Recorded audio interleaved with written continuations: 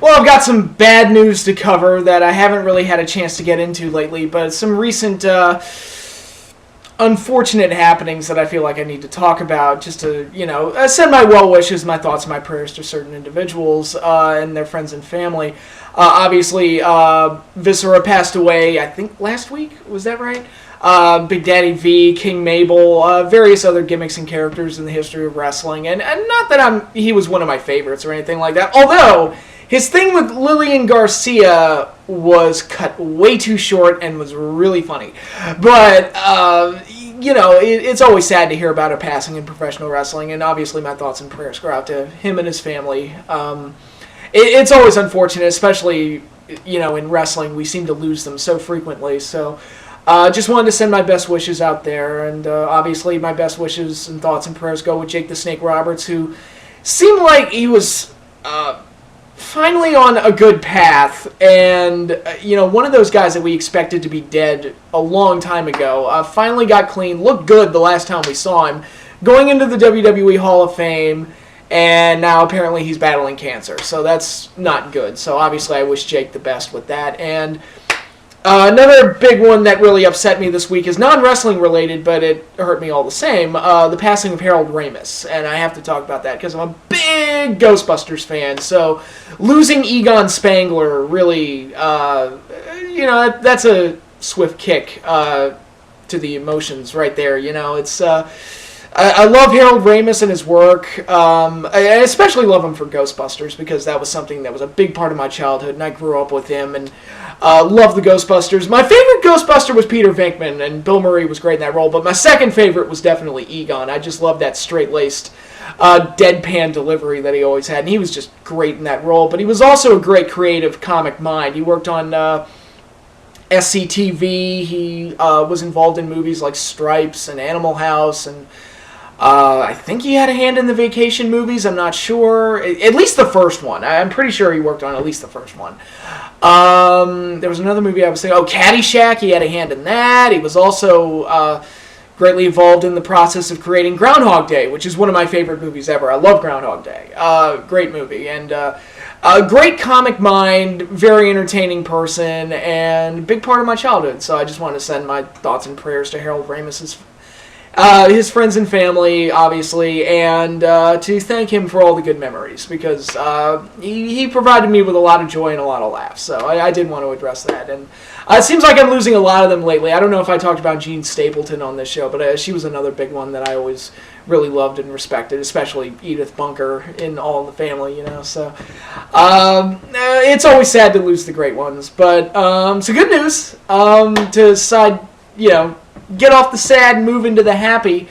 Obviously, if you couldn't figure out, I'm a big Godzilla fan, and in the midst of doing my Godzilla movie reviews, I'd be remiss if I didn't talk about the new Godzilla trailer that just came out, and holy shit. That movie looks amazing, and I tried not to get my hopes up. I really tried not to get my hopes up, because I remember how the last American Godzilla movie turned out, but it looks like they got it right. I have yet to see anything bad that gives me an inkling of fear that they might have screwed this up. It all looks good. So here's hoping for the best, because that last trailer that came out was just amazing, and every new thing that comes out about this Godzilla movie just seems to get better and better and better. But I'm really excited about that. I was really happy to see that. Actually, right after I saw it, I watched it on my tablet as I was getting into my car after work, and I watched it, and I felt like, I'm going to reference Breaking Bad here, which is appropriate because Bryan Cranston's in the movie and gives a great monologue in the trailer. It's like, so good. But I got into the car and I watched the trailer, and I literally, much like Walter White in that episode of Breaking Bad, very early in the series when he blows up, he sets the bomb off, and he just gets in the car and it's like, and he's like, rah, rah, yeah, I'm awesome. I kind of did that in the car after watching the Godzilla trailer. I was like, oh my god, that looks amazing. It looks so good. So hopefully that movie delivers on what it's promising, because it looks very, very cool. So there's that. But you don't want to hear me talk about Godzilla. You want to hear me talk about wrestling, don't you? I got to talk about wrestling. Okay. Oh god, where to start? Well, Elimination Chamber was on Sunday, and basically I will sum up that show by saying it lived up to my expectations, pretty much. The Chamber match was good, you know, like most Elimination Chambers. Unfortunately, with matches like the Elimination Chamber or War Games or Lethal Lockdown or Money in the Bank, matches like that, like those multi-man kind of gimmicky matches, they all kind of look the same after a while, and they all kind of mesh together, so I probably won't remember this match in a year, but for an action-packed main event, it was fine. Didn't like the ending because it's like, really, they are going to go with Batista and Orton. That's really going to be their match. They're not going to change anything. Okay, have fun with that. And on Raw the next night, they just followed it up. Same old deal. It's like, okay, that's what they're going to do. All right. I can't believe they didn't change it, but have fun with that. Trying to think what else was on Elimination Chamber. Batista Del Rio was terrible, and the reason that Orton Batista is going to be a disaster, the fans are telling you it's going to be a disaster because they don't want it.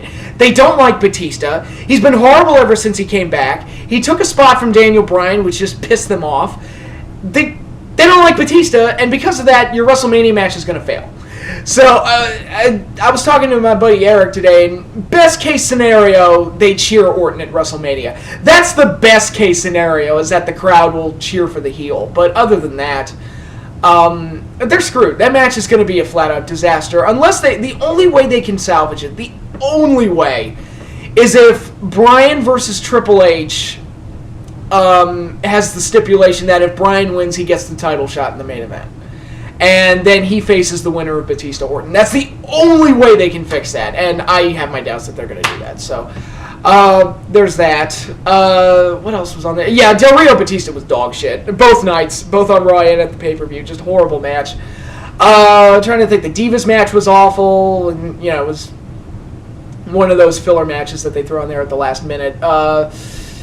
New Age Outlaws retain the tag titles because that's a thing that needs to keep going for some unknown fucking reason. They need to be the fucking champions, or as I like to call them, Team Time Capsule. That's because they're not the New Age anything. Calling them New Age anything is laughable at this point. They are Team Time Capsule. That's what I'm going to go with. And so I sure can't have the Usos as tag champions, but we can have the New Age Outlaws. That's great. It's wonderful. We can break up the Real Americans. We can break up the Shield. We can break up the Primetime players, who had an awful match, by the way, Titus and Darren Young, because they're so valuable as singles guys. It's not like you could have kept the team together. I mean, and not only did they break the team up, they didn't even build the match up well. It was just Titus turned on him for no reason with no build-up. And then they rushed the match to the next pay-per-view, and nobody gave a shit. They wanted the payoff without the work. And it's not going to work. I'm sorry. Big mistake. It's like, if you're going to break up the team, at least give it the type of payoff that it should have. Don't just rush it to the next pay-per-view. You got to grow and cultivate these things. God, what else was on this fucking show? Swagger and Langston actually had a solid match. And I actually... Much to my surprise, I thought the Cesaro-Langston match the next night on Raw was shitty in comparison. I thought Swagger and Langston actually had a pretty solid match, which is surprising because I usually don't like Swagger matches, and Biggie Langston's been kind of boring as IC champion. Through no fault of his own, he's just been booked that way. And it's better than Curtis Axel. Anybody's better than Curtis Axel. But I thought they had a surprisingly solid match. But the big positive to come out of Elimination Chamber... Shield and Wyatt's was pretty fucking cool. I really liked that match. That was so cool. That was fun. I mean, the fans were chanting, "This is awesome," before the match even started. And that's just a sign that you created something awesome through patience and build-up and creativity and all that other junk, and putting the right performers in the roles to make it happen. And the match was a lot of fun, very exciting, action-packed, great stuff. Best part of the show by far. Loved it. Really, really loved it. Great stuff. But that was really the only part of Elimination Chamber that I really, really, really liked. It just kind of lived up to my expectations. Shield Wyatt's was the thing that I wanted to see. I saw it. It was great. Everything else, fuck it, whatever. Like I said, Swagger and Langston was surprisingly good, and the Chamber match was good. Cesaro looked great in there. Christian got his crazy spots in there, and overall it was well performed up until the finish, which just made me groan because I just knew it's like, oh my god, they're really going to do Batista Orton. I knew they were going to, but it doesn't really sink in until it actually happens. You know what I mean? Once it's actually set in stone and confirmed, I'm like, oh my god, they actually did do that. Okay. Raw the next night was absolutely putrid. Terrible show. Of course, they spent most of it plugging the network. And basically, I'm going to say this right now, I have not ordered the WWE Network yet because I didn't want to get stuck with the technical glitches that I kind of figured were going to be part of it right away. It's kind of like Obamacare. Why should I sign up on the first day when I know they're going to fuck it up? Because I know there's going to be technical issues. I know there's going to be problems. I don't need to be the guinea pig, and I don't need to be the one that's bitching on the phone complaining about my service not working. And from what I've heard, there have been a lot of issues with the WWE Network. My friend Eric was complaining about how it was set up. My friend James Walsh was complaining about how it was set up. I'm just hearing that there's problems with streaming content. It's just one of those things. They were clearly... there's clearly problems in the early going. Enough people are complaining about it to the point it's like, yep, this is the thing. And I was wise to wait. And I've decided if I do order it, I'll probably order it right before WrestleMania, just so I get WrestleMania on my tablet or my HD TV or whatever. And we can go from there. But for right now, I'll just wait until, I'll wait a few weeks, see if they work the bugs out, and we'll see how it goes. But that's that. Those are my thoughts on the network. I can't really review it because I haven't tried it yet. But I've heard there's a lot of issues. And I'm so glad that they dusted off Hulk Hogan and brought him back just to have him plug the network and even fuck up the delivery.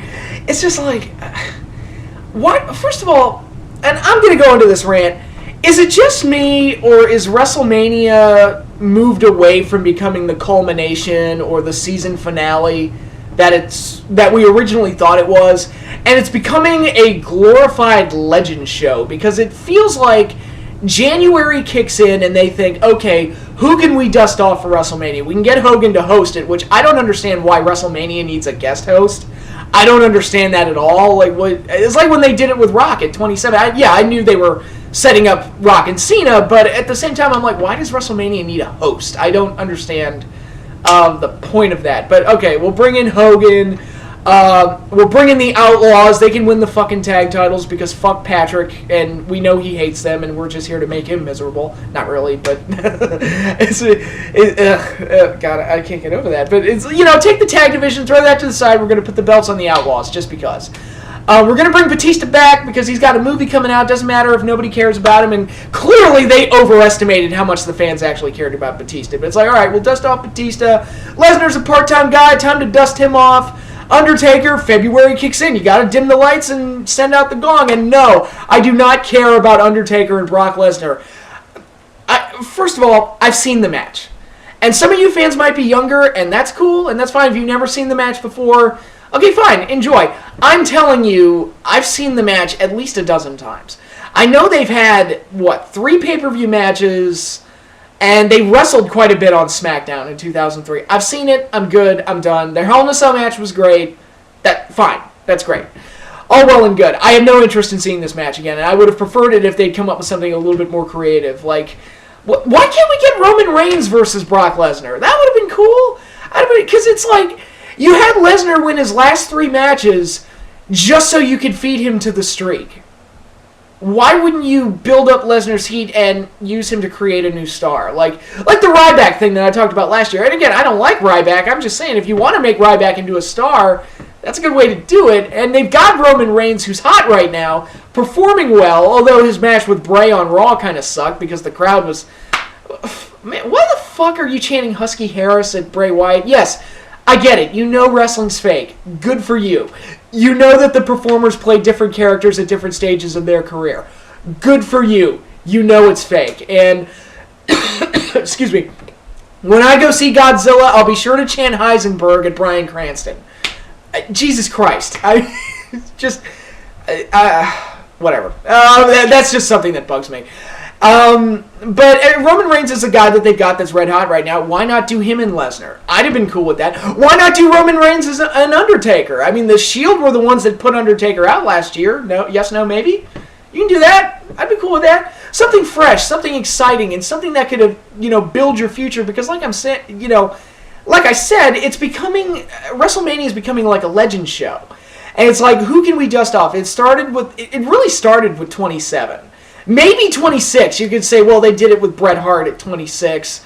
But since then, it's just been getting worse and worse and worse, where it's like, all right, Undertaker takes a year off, he comes back in time for Mania. Doesn't matter what storylines are going on, doesn't matter who's over, Undertaker gets the feature match because that's just the way it is. And we don't have to come up with anything interesting for him because it's Undertaker, he's over, and the crowd's just, they're going to care no matter what. And they don't really put any thought to it. And really, I mean, no thought went into Brock Lesnar versus The Undertaker. It's just like, oh, it's February, time to bring Taker back, and who's he going to fight? Oh, Lesnar. And, motherfucker, I hate this. He slammed Brock Lesnar through a table. He's already emasculated him. Are you even going to pretend that Brock Lesnar's a threat to him? No? What's the point of having the match? Undertaker's already whipped out his dick and beat Brock Lesnar with it. So what's the point of even having the match? You've already said Undertaker is more awesome than Lesnar. I mean, you're not even going to try and make it look like Lesnar's a threat? I mean, that would be like if going into WrestleMania 14, if Undertaker had chokeslammed Kane through a table right before Mania 14.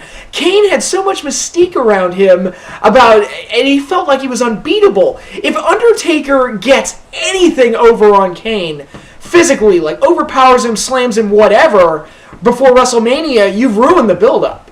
You've killed it, because you've killed the mystique. And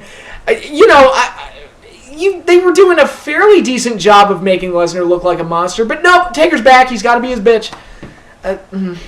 Whatever. I mean, if they had done Undertaker and Sting, at least it would have been a match we've never seen before, and at least the promos would be interesting. I'll give it that, but at this point with Undertaker in the streak, either do it with fresh matches we've never seen, or do it with a guy that you're confident you can give that win to and build a future around him, because other than that, I mean, if Undertaker's already wrestled the guy, what's the point? I just don't see what the point is. You know the streak's not going to end, and I can tell you how it's going to play out. Brock is going to kick out of a tombstone, and Undertaker's going to kick out of 2 or 3 F5s, possibly one through a table. There'll be one spot where they'll make it look like Taker's done, but he'll kick out anyway because he unless it's a machine gun, he's going to kick out. And even if it is a machine gun, I'm confident he'll kick out.